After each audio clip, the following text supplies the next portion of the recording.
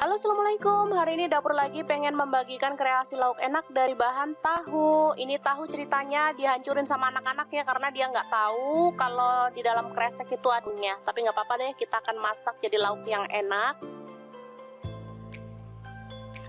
Ini bahannya ada cabai rawit 5 butir, bawang putih 2 siung, bawang merah 4 siung, garam setengah sendok teh.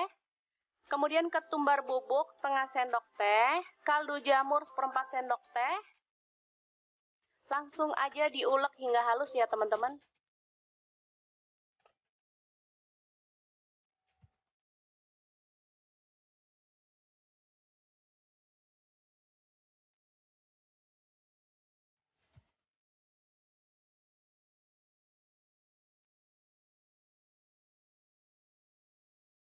Oke, kali ini saya nggak menggunakan telur ya teman-teman. Ini tahu langsung diulek hingga halus bersama dengan bumbu.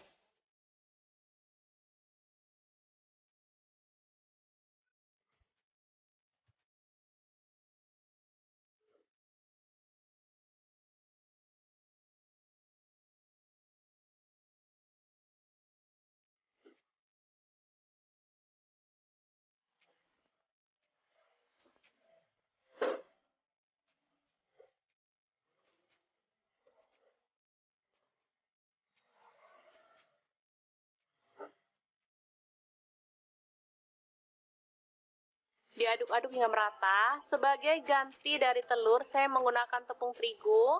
Saya pakai kurang lebih 3 sendok makan ya. Langsung aduk-aduk hingga merata.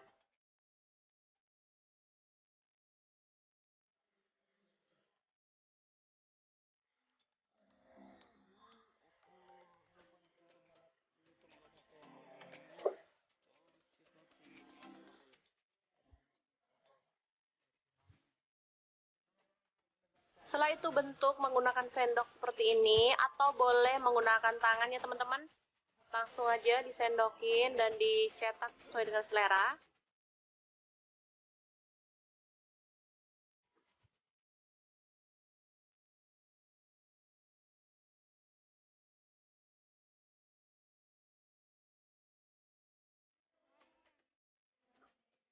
Oke, kita lakukan hingga selesai ya. Seperti ini dia hasilnya.